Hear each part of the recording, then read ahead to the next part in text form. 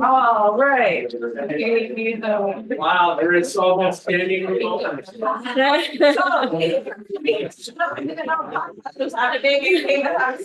appreciate you. So we're actually doing a live podcast this evening with the consummate athlete, and we have a few different speakers this evening. So we have, so I should read my notes before I get really excited and cut myself.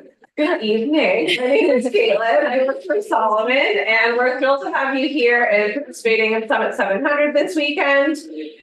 So this evening, we're going to be going over some really cool issues, talking with our panel of women about what's current and happening in trail running and why we don't have the same amount of female runners as we do as male runners. And then after that, we're going to switch gears, and then we have a former Olympian Reed Coulsat here, and he's going to talk with Molly and Peter about some tips and tricks for trail running. So just a really quick overview, and then we'll do another introduction in a moment. But for our women's panel, on our far side, we have Erin Doucette, who is a workplace disability and injured worker advocate, mother, run leader for Toronto Trail Runners, and founder of the Trail Collective. We have Christina Blackley, who is an athletic individual, played sports from soccer to flag football, is an illustrator and run leader for the Barrie Run Ninjas. And then we have Sabrina Chanda, an Arc'teryx staff, athlete, advocate for inclusion and disability awareness. And then our host, Molly Herford from the Consummate Athlete. So let's give them a big round of applause!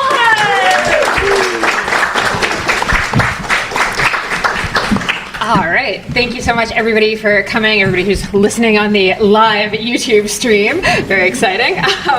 And I'm super excited about Summit 700 tomorrow. Super passionate about trail running. It's a lot of what we talk about on the Consummate Athlete podcast. And while we are kind of talking about like how to get more women into trail running and some of like the issues facing women in trail running, I do want to kind of like first and foremost say that running, spending time in nature, undeniably a very good, important, positive thing, even though we are talking about some of the barriers. But that's part of why we have these discussions. So, trail running. There are millions of trail runners worldwide right now. 77% of them are men, 23% are women. The percentage of women trail runners is actually on the rise. That number used to be 17%. And actually Canada is the country with the third most female trail racers. So that's actually really awesome, but it's only 39%. And a big part of what we're talking about today is that, according to a study from Adidas, 92% of women express safety concerns. They're nervous about running, whether it's alone, whether it's with a group they don't know, whether it's at night or early in the morning. And, you know, we're kind of hoping to be able to change that, and it's happening very slowly. And talking about that is a big part of how we change that and get more women into running and make it more accessible, and that's a lot of what we're talking about tonight. So, without further ado, I'm going to have our lovely panelists give us a quick intro about them. So we're just going to kind of go through and just talk about what got you into running and sort of what your relationship with running is now. So Sabrina, take it away. Okay. It's not like actually loud, is it? Or is it just going through? Just going there. Okay, so I just talk at normal volume. Hi everyone, my name is Sabrina Chanda. I wrote a little something. I'm a university student at University of Toronto. I'm currently studying chemistry. I've been a athlete all my life, played a lot of different sports, not particularly well. I just love sports, and so I've played pretty much everything I can. I'm also deaf and hearing impaired. I'm deaf on my left side and hearing impaired on my right side. And so recently in the past 2 years, been on a journey of relearning a lot of the sports that I used to play that used to come very easily to me. There's a lot of balance problems that come with hearing loss, and it's been a journey of just completely rediscovering what my body can do, and my relationship with running has changed a lot because of that. So along this journey, I've also been learning a lot more about all of the different accessibility issues that exist in sports. So very much a student in this space, and I'm just happy to be here and share my experience. Awesome. And Christina? Hello, I'm Christina Blackley. I got into running, well actually, can louder? Okay. So I've always played sports growing up, and I hated running. So I never thought I'd become a runner. But my personal trainer actually got me into it, and kept on hounding me to join the Barry running room group. And so I finally did. I joined the group, did a clinic, and met a lot of wonderful friends through that. And then they started to tell me about trail running, and I thought, okay, I'll try it out. And fell in love with it. But with trail running, it was a bit more challenging because I kept on getting injured with my ankles being so what do you call it, weak for the trails. But I kept on, and I then, after a few years of running on with the running room, I went and ran with the Barry Run Ninjas back in 2015, and the first run I did with them was on the trail too, and had a great time. And I really enjoy that group as well, and I kept running with them. And now I'm one of their run leaders, and on Wednesday nights we run on the trails, and we'll switch up the routes every week, and so we anyways, yeah, so I just kept running with them, and I continue running on roads and trails, and that's where I am now. So yeah, I love it. And you're doing the 21K tomorrow, I'm which doing is very 21. exciting. Yep, God willing, I'll stay standing. You'll be great. You'll be great. And Erin, who would be doing the race tomorrow were it not for her toes. And this is on. You can hear me Yes. okay? Hi, I'm Erin Doucette. My pronouns are she, her. I'm a lifelong runner. I started running when I was in elementary school, and I've always loved running, but I've only more recently discovered trails during the pandemic. I happened to be training online for a job, and I met a colleague through work, and she ran with the Stilltown Athletic Club in Hamilton, and I was just like, this club you have is so amazing. Like, their focus is very much about inclusion and welcoming people, and I thought, we don't have something like that in Toronto quite with those values very forefront.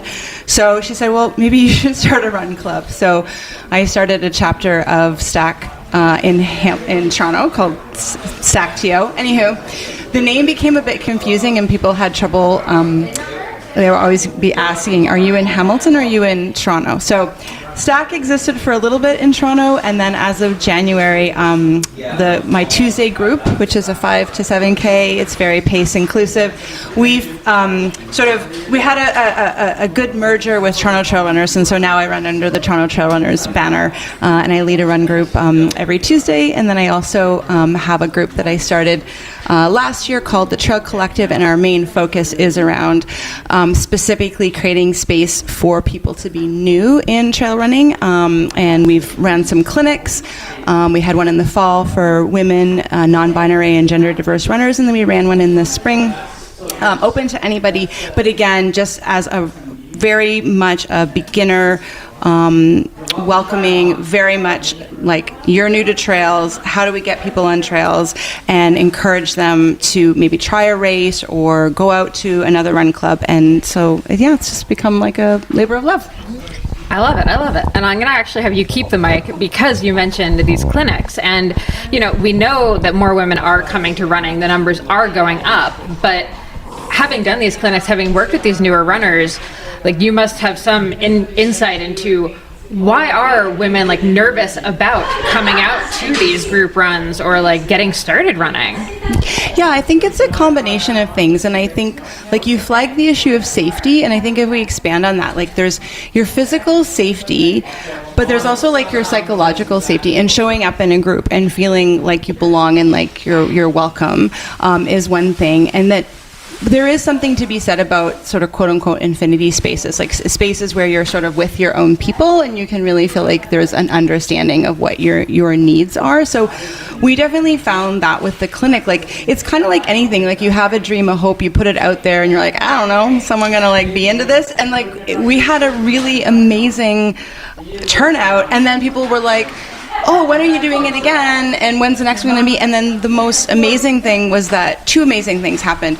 You started to see the people who participated in those clinics signing up for races and coming out to other run clubs, but then also saying, we really love this, how can we be a part of this? And the Trail Collective truly is a collective. It's like my voice is one voice, so we had a bunch of people, so we're expanding and growing, and then that way you get like truly that diversity, because again, like I occupy one space, and it's important to have people who, you know, occupy a lot of different social spaces and bring those issues and that awareness, and then help, you know, create space that really is truly welcoming and inclusive. I love that. And I do think with clinics, what we've always seen, you know, we do more cycling clinics, but we've always found the coolest part about events like this, events like that, is really afterwards you have the women talking to each other and exchanging numbers and like following each other on Strava and Instagram, and then they start training together, they go out for a run, they go out for a ride, and I think those connections are like what makes hosting these events like so important. And Christina, you also host runs for newbie runners. So talk to me, what nerves do they have? Like, what are they nervous about when they come into your run group? Yeah, well, a lot of them are, some of them are not used to running, so, and they're intimidated by, oh, I'm not fast enough, or I can't keep up. So the thing is that the lady who, one of the ninjas who leads it, her name is Alicia, and she being kind of running at her own pace, she's able to also relate to these ladies who are also new to running, and so together as a team, we welcome people who come in, let them know that it's okay, that they can, that they're not the fastest, and we're all at a different pace, but we all try and support each other. And when they come to the group, we, the one thing we do is we invite them with a smile. We encourage them to do what they can, to run at their pace and run it where they can, and let's see, with our run group, one of them, our motto is leave no one behind. So let's say we're running with a group, and there's a few people who may be faster than the rest of us. They'll come back and they'll pick us up during the run, so that's where there's always someone who's going to be coming back to pick up the slower ones, and that's great, because we all trying to pick each other up and stick together. That's such a good hack that I don't think enough run clubs do. Oh, yeah. And that's something I saw with high school cross country when I was coaching it a few years ago. I loved that, because it was like the fast runners had to loop back and like then run with the slower runners, and it was great. It makes so much sense, and I don't know why we don't do that as adults more often. And Sabrina, you mentioned you did all differently. You've done all of the different kind of track, cross country, all of that stuff. Like, what's your take? Like, how do we get more women into any of these? I think, so one of my biggest hesitations with running was always the fear of being slow. Growing up and throughout middle school, throughout high school, I was never one of the fastest runners, and I never quite understood why. And I realized, especially in the past couple of years, a lot of what I've read about how hearing loss impacts running, there's a really big fear that I had with going at a certain speed, because at that speed I'm afraid of my balance and falling down. And I've had a lot of pretty bad crashes with running, just reaching a certain speed and just completely losing my balance, my vision goes, and I just fall down. So I hesitated a lot with running in groups. It was part of the fear of running fast, the fear of keeping up with people, falling behind. And this past winter, I joined the Arc'teryx Fun Club that they had out of the Queen Street store that I used to work at. And there was such an emphasis on all the different paces and how nobody, again, echoing that point, nobody's left behind. And it took at least a month for me to be convinced to actually join the run club, because I kept thinking, I know they say nobody's left behind, but what about a 7-minute pace, an 8-minute pace, a 9-minute pace, where for somebody who's taller than me, that's them walking, but that's me running at my absolute maximum. And so when I finally took that chance and joined that club, I met so many other people who also run slower, and then I started to be able to break a lot of those barriers with speed. So a big part of it is sometimes you really just need that reminder and reassurance and that community to exist so that you can start to step into it even before you're actually a part of it. Just seeing that happen and seeing all of those different paces and different abilities be represented, and then you start to imagine yourself to be a part of that. I love that. Yeah, every pace is a great pace. I think that's what we all need to really remember. And I mean, honestly, like the thing that I've realized more and more as I've watched more and more races is like the people who are running the slowest paces, they are working the hardest. Like, I respect them so much more than the people who are out there winning the race, because they're out for, double the time. They are like giving it their all. And it's always just like so cool to watch. I'd rather watch the back of the pack any day. Okay. Erin, let's get into like the topic that's really been big on Instagram this week. There's been a lot of discussion after Western States, a lot of kind of stuff around this idea of when we talk about bringing more women into running, we tend to really focus on cisgendered, white, non-disabled, middle-class women. It's been coming up a lot, and without putting anyone on blast, let's talk about why intersectionality, when we talk about women in running, is just so important and absolutely cannot be ignored as we're trying to tackle the topic of how we bring more women into the sport. Yeah, and I mean, like, that could probably be like 5 podcasts. So I'm gonna like do intersectionality justice and being respectful of. I want to hear so much from my other panelists, but so very quickly, like, just if anyone's like, I hear this term used a lot, like, what is it? Like, so just. Or a refresher, intersectionality is a term that was coined back in 1989 by civil rights activists and leading scholar on critical race theory, Kimberly Williams Crenshaw. Essentially, intersectionality is where we assess like our social identities that we inhabit and how that sort of comes up against systems of oppression, discrimination, and dominance, right? So you're like, well, what does that have to do with trail running? Well, trail running doesn't exist in a bubble. It exists in a society that already has these social constructs and these, this system that is not always set up to be fair to everybody. So when we talk about getting more women into running, women is not a monolith. We can't just talk about one type of woman. We have to assess from an intersectional point of view and bring that lens, because a black woman is going to have different needs and face discrimination in a different way than I am as a white woman, middle class.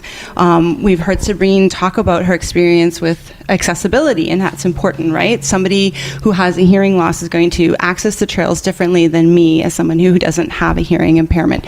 So when they do studies, when they look at this and they ignore that, or they say, well, and this is kind of what happened, and not to like, but it is the issue that sparked the debate, was that they kind of made that be a second tier or a next step. And that's really problematic, because what does that say to you then if you're a black woman trail runner, if you're a trans woman trail runner, if you're queer, if you have accessibility issues? It's saying right now we're going to put the emphasis on these particular women and how do we get them to toe the line. We'll talk about you and look about your issues later. And that is the absolute opposite of inclusion. And inclusion, if you're going to walk it or run it, you got to you're going to talk it, you got to really put your legs to it. And that's the thing that's so key, and that's why it matters, because we started off by saying trail running is like pretty much, like, in my opinion, the dopest sport. So I'm like, it's the best, and I want more people to come to it. But if I'm just looking out for people who look like me, then I'm not doing my part. And so that's the hubbub. And I props to Allison Mariella Desir. I don't know how she wakes up every morning. She must be exhausted. But she's really out there doing a lot of the work. But it shouldn't be up to our Black sisters to do the work, because then we do kind of continue to mitigate, perpetuate that racist trope of the help. I mean, it is up to white women to step up and really bring an intersectional lens. 100%, and very well done on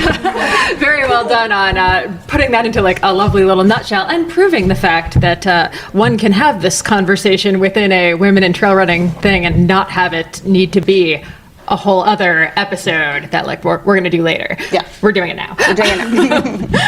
So yeah, I mean, just such an important thing. And I mean, it's funny because we kind of started to see this conversation even play out a month ago. I don't know how many people saw the meme about like, you know, which would you rather run into in the woods, a bear or a man? And overwhelmingly, women were like, bear, 100% bear. And you know what? Frankly, I completely agree. Like that to me is actually the biggest barrier to trail running is the feeling of a lack of safety, especially when you're in trail systems that you don't know. You know, you're not really sure where exactly you are or who's going to be on the trail or what's going to be on the trail. I mean, I don't want to run into a bear. Like, let's also be clear on that. Would prefer not running into anything. But yeah, then I start thinking about, middle-class white woman. Like, how would I feel, you know, as a Black woman or a younger woman, an older woman? Like, there are so many things that I now think about that I hadn't really before. So I think just having these conversations is probably like step number one of very many toward helping bridge this gap. And then Sabrina, and I'll just say that just really quickly, that speaks to the psychological safety, right? Piece. Exactly. Yeah. Right.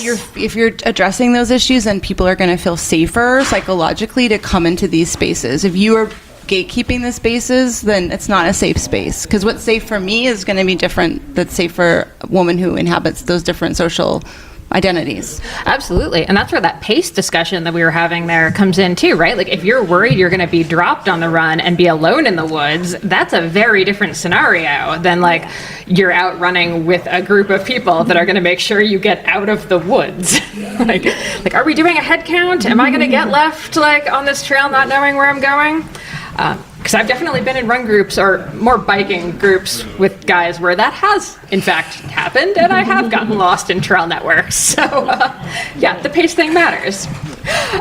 And then, Sabrina, you mentioned how the hearing loss had really impacted your balance.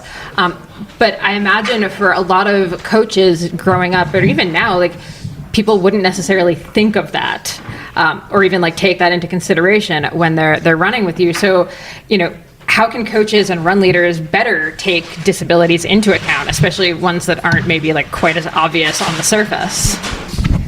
One of the really big parts of it is communication. So I find a lot of times in different types of group events I've been in, whether it's a bike group or a run group, a team sport, communication is more than just speaking to somebody and making sure they heard what you said, making sure they understood what you said. It's also about knowing what are ways that you can establish a back and forth platform of communication for somebody to share what their experiences are, and then to do that in a way where I'm able to share what I'm struggling with without being diminished as an athlete, without my abilities being diminished, without being put into a box of being a slow runner or a fast runner, or all of these different kinds of boxes that we get put into. So communication, I think that what precedes the communication is being open to being taught. That's a big thing. So opportunities like this, where as a first-hand person living this experience as someone with, or an athlete with a disability, having that chance to share my experience, that's one of the biggest parts of opening up, almost having people confront what they don't know.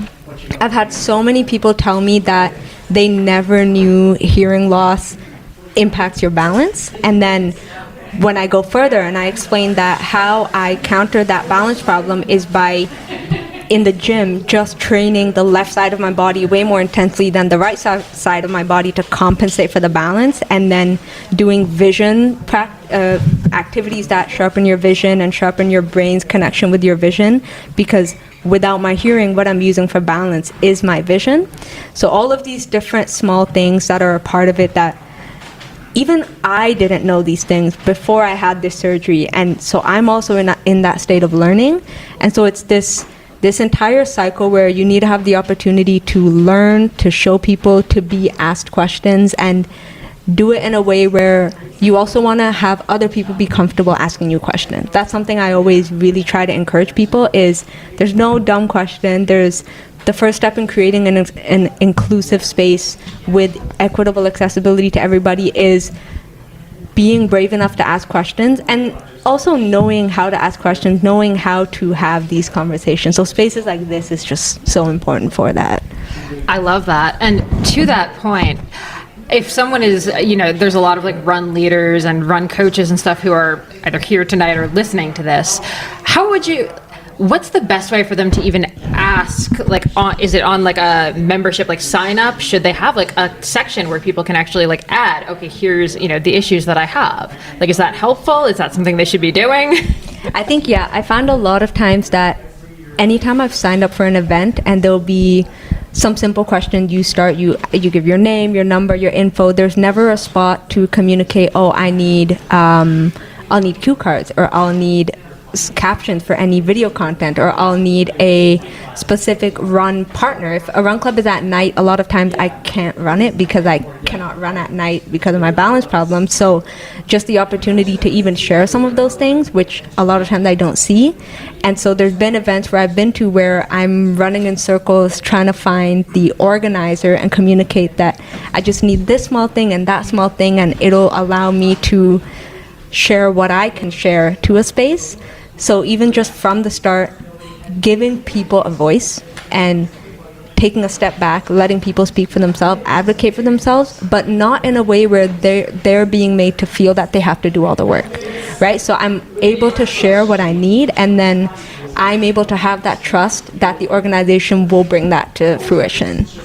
Love that. And that's such a simple thing that people can do. Like that does not take much effort to add that question and leave that box open. I love it. Okay, Christina, I want to come to you and I want to talk about how to make trail running fun for new runners. So a woman comes and she's like, I've hated running in the past. I'm here. I'm going to give this a try, but I'm probably not going to like it. I can tell you right now. How do you convince her otherwise? Strap her to my back. No, I'm kidding. As always, I will introduce myself and get to know her, and welcome her with a smile and make her feel at ease that we're here to have fun. It's just a trail run. It's not like we're trying to compete for the Olympics or anything. And then when it's amazing that we have the Art Bluffs in Barrie, and a lot of people haven't been in the forest, in that forest, and the thing is that it's right in the city, and the trail system is pretty amazing. I mean, you could run about 15 to 20 kilometers in there easy, and it's just so magical at times when we get in there and the lights come through the trees. It's a beautiful place to be in, and the colors are amazing. So once people get onto the trails, it's like nature that does the job for me. I mean, they just fall in love with the area. So the thing is that if they're new to trail running, we'll have someone stay behind and run with them so that they don't get lost and they're not going to feel like they're alone in that place, and giving them support that way, and making it fun too. So while we're running, we'll chat, we'll have a conversation, get to know each other. That way they're not really thinking too much about running, and more about just being in the moment and having fun that way. And it's a bit of a challenge too, because it's not flat in that trail system. It's quite hilly, so we'll take breaks here and there too to allow for them to so that they're not keeled over in the forest and have to bring in the EMS. But it's so we try and adjust for people who are new to trail running. Okay, the break thing is probably the most important thing that anyone could ever say when it comes to during group trail runs or rides or anything. The actually stopping and taking a break and not just waiting for the slowest person to catch up and then starting again. Yeah. Give them a minute. I feel like so many more women and men would actually stay in run groups if they actually stopped for breaks and truly stopped for the person at the back more often. That's true. For sure. Yeah. Yeah. Okay, practical advice time. How are each of us thinking about safety when we're out running? Erin, do you want to kick this one off? So me personally? Yeah. Well, and even for you and your groups, Yeah, because you're yeah. leading a lot of women who have that question. Yeah, no, for sure.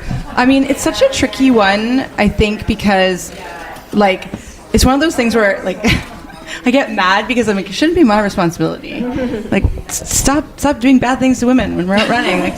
Why is that my problem solved? But okay, yeah. So some practical ones, obviously, I try to really know my routes. I do let people know where I'm gonna if I'm running alone. I do often run with my dog. She's pretty great. So, and she doesn't take any crap. So, but some more subtle things I think that I've learned as you work with people is just I think some of these things around I have kind of a joke, 0 drop is for shoes, not for run clubs, right? So I think that's a really, really big one. I think also just subtle things even the way we talk about things, with the Trail Collective, for example, we were really careful about how we used words. We even put out information that we asked people to read before coming to our events that really, we don't want people talking about bodies, other people's bodies. We don't want even language fast or slower sometimes. We tried to use sexy pace, party pace. We're just come and run as you are, right? Those kinds of things. So I think that sort of speaks again to the psychological piece. I have gone as far as organizing a safety event with this really cool woman who does Brazilian jiu-jitsu. So she taught us some some sort of stuff that can help you if you're grabbed by your ponytail, for example, we don't want to think about those things, but they are things that can happen, and it was at a time when there were a few incidents on the trails in Toronto and in Hamilton. I also do have a personal alarm. I haven't had to use it. It's lived in my vest for a long time, but so those are a few things. I think even Strava has a beacon you can put on. So those are some tips. I love that. It's funny. I actually did an article for Canadian Cycling last fall where I interviewed, I think it was Brazilian Jiu-Jitsu instructor about some of those things. And let me tell you, when she was explaining to me the ponytail and how you put the hand on where they have their hand on your ponytail and you do this. It was the most terrifying but also empowering session that I've ever had with a source for an article. That's for sure. Christina, what about you? How to make the How do you trail feel? racing. Yeah, how do you feel safe on the trail? What are you doing? Well, when I first started trail running, I would go with friends, and that way I would learn what to be aware of, and that got me more comfortable running in the forest and on the trails. And also, what was I going to say? It's like Erin said, look at the map, know your route. Obviously, sometimes it's hard to understand the map, but once you get in there, but at least look at the map, and also carry your phone, has GPS. You can figure out how to get back out of the trail, and I think for me, I've always had a problem with dogs. I don't know why. They like me and they come after me, and I don't know how to deal with dogs. I should learn, but so I try to avoid them. Too likable. That's yeah, your problem. I guess so. They come, so I have been nipped by dogs, and on the Bruce Trail. Another time on the Bruce Trail, there was I don't know if it was a pit bull. He came after me, and I just had to pause and stare and just stare him down and just wait until the owner came to call it back. But I was ready to fight back if I had to, or grab a stick. If you need to defend yourself, at least grab a stick and just be ready for it. Absolutely. Sabrine, what about you? So one thing I always do is when it's starting to get dark, I'm just on FaceTime with a friend, and there's been times where I'll be really in the mood to run, and it'll be maybe 11 p.m., 12 p.m., 1 a.m., sometimes in the summer when, you just can't sleep and you want to go outside and do something. So I'll just be on FaceTime with a friend while I'm running. I always want to be as visible and loud as possible at night, not just so that everyone around me can see, but also if I need help, I can be easily seen and identified. I used to, when I first moved to downtown Toronto, it was quite a big change for me, especially at night. The area that I lived in wasn't very safe, and so one thing I would do was walk around with my keys in my hand in case of anything. So a lot of it for me now is really about just not being by myself. I always have somebody with me. I always have someone has my location. I let somebody know what I'm doing. I at night always just try to be with somebody, get them home, get myself home, and just make sure that someone always knows where I am at all times, because that can prevent so much. 100%, yeah. And I'll just add, I think the big thing that I was told when I was doing this article about safety was just awareness. And I mean, it's so easy with phones, with headphones, to just, honestly, even just trail running, right? You're on the trail, you're having an amazing time. You're just paying attention to what's in front of you. And you're not really paying attention to what's kind of a ways up, or what's coming behind you, or to the side if you're on a trail that's crossing. And when she said most things could probably be avoided if you were just a bit more aware and okay, there's someone coming that way, cool, I'm gonna go right now instead of continuing on this trail. Makes such a big difference. Actually, when I was in Florida trail running last winter, I ran up behind actually a huge dude, and it was terrifying for me because I was gonna have to run around him, and I'm coming up behind him, I'm on your left, and he didn't move. So finally I went super wide around him. He shrieked like a tea kettle, jumped 10 feet in the air, hand on his heart, he's oh my god. I was sorry. Kept running really, really fast. But he's whew, that dude doesn't even think about being aware. That dude has nothing to worry about. Whereas I'm just constantly paying attention, scanning my environment. So also I felt really good scaring the crap out of him, to be totally honest. Okay, last question I want to touch on is really just if people here want more women to come into trail running, what is our best advice for getting more women out on the trails? And I know we've kind of touched on a lot of these points, but I really want to just drive them home. All right, who wants to go first? Christina looks like she does. Okay. It's coming to you next. I'll just say really quickly, I think more podcasts like this, right? More talking about the issue, 100%. But I think when it comes to race, I think it comes to anybody who's organizing. So you're organizing a run club, you're organizing a race. You got to do it again with people in mind, and ask the people. Even Sabrine was saying, when people ask questions. How many times do you register for a work event and they ask for your accessibility issues? Why can't race directors do that? Why, so ask, truly listen, and then just implement them, because they're generally not ever that difficult to do. It's a quick answer. Love it. And I think to add to the race director, race organization thing is also, I've seen a couple of races lately, especially for trail running, where they've actually brought buses from the city. So they actually made it more accessible to folks from the city who don't have transportation. And that's, how we bring more people into trail running is literally how do we get them physically to the trails. So that's definitely a huge one, yeah. All right, Christina, your turn. All right, thanks. Thanks. For me, what got me into trail running was watching also, not also being with friends who do trail running, but also watching on YouTube all these amazing female athletes doing it. And they look so cool, so I want to be like them.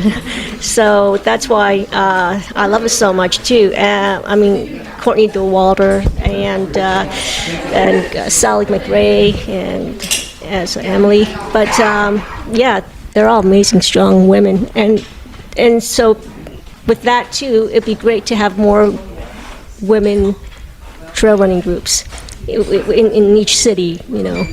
100%. Yeah, that's where it comes down to that visibility thing, right? Like we can't be what we can't see, and that goes for kind of like we're saying, women are not a monolith. Like it's not just there's like one type of trail running woman. So yeah, having more and more visibility of the women who are out there currently on the trails, I think is a huge help. Yeah. All right, Sabrina, you're up. I think what jumps out for me with getting more people, more women into trail running and running in general is cost is a big thing. So one thing that I mentioned just a little while earlier, I've been using the same pair of running shoes for 11 years. They were, I believe, $30 or $40. This was a decade ago, and I've just been using that one pair of shoes. I just pick a cotton t-shirt and I go run in it. I don't have expensive gear, nothing like that for running. And sometimes with big run groups, a barrier can be you see everyone in their fancy shiny running outfit. They've got 15 different running outfits, and then you think, okay, to run fast I need this pair of shoes that will propel me in this way, and it has a carbon plate and all of these things. And just simplifying it sometimes, making it something where you like to move your body, here's a group you can do it with, and you go for a run. And that's it. And everybody's welcome. I love that. And I think that's actually even something that run leaders can take into account and, you know, maybe show up to some of the runs not wearing the super expensive labeled everything. Like wear the old shoes, wear the cotton t-shirt, and like make it feel more welcoming, especially for beginner run groups, because you're totally right. Like if you're the only one there in the plain t-shirt and like, you know, you're dating myself here, Sophie gym shorts with the, you know, rolled over a couple times. Like it feels awkward when everyone else is in, you know, hundreds of dollars of stuff. And you're exactly right. Like running, we always say like, oh, running's so inexpensive. Like you just need shoes, like put on your shoes and you go. And if anyone's looked at shoe prices lately, not a thing. And to that point as well, there was something that inspired me really recently. I saw a story about a woman who ran an ultra marathon in sandals and a dress. And there's just all these examples that I see that always get me into sports, of people accessing the sport regardless of what they have at their disposal, and just focusing on, you have your body, you have the ability to move, and that is your ticket into it. So good. Love it. Okay, before we wrap up, do you all want to share just where everyone can find you, follow you if they feel so inclined? If you want to share. Sabrina, we'll start with you. You can mostly find me in person doing a lot of things. I work at the Arc'teryx store that's on Bloor Street in Toronto. I'm not really active on social media, but if you come to the Bloor Street store, I'm very happy to help and talk about every sport that everyone likes to do. Love it. Okay, you can find me in Barrie with the Barrie Run Ninjas. They're on Facebook and Instagram. And I'm on Instagram and social media too, and that's Christina Blackley, illustrator. But yeah, if you guys are ever in Barrie and want to join the group, we run on Mondays. Thursdays are the newbie groups, and Wednesdays the trail running group, and Saturday is the road running group. So you can find us on Facebook or Instagram if you feel like. So I'm on Instagram. Just me, myself. I'm also with Toronto Trail Runners, so you can follow Toronto Trail Runners. You can follow, we're on Facebook as well, and we have our own website, so we've got really good social media. And then there's the Trail Collective as well, which we're just on Instagram, so that's Trail Collective. Yep, I'm like, it's the Trail Collective. We'll include the link in the What show is my notes. handle? The Trail Collective. We're on Instagram. Come check us out. We don't have anything currently planned, but we're always scheming and planning. I run Tuesdays though with Toronto Trail Runners. I lead the Tuesday group, and we have a Wednesday group, and we do things on the weekends, and we're always having something fun. Like we're always organizing something fun. So definitely, if you're in Toronto, anytime, come check us out. Amazing. Well, thank you all so much. This was so much fun, and hopefully this gets a lot more women into trail running. All right, let's give it up. Thanks everyone so much. We're gonna have a 10-minute break while we reset for our second part of the podcast. And while we do that, we are gonna do some draw prizes. So if you arrived late on the back table there, we just need you to put your name. And then we will do some, everyone here basically is gonna get a prize. So please just write your name down and we will pick it out and you can pick a prize. There's food here if you need anything.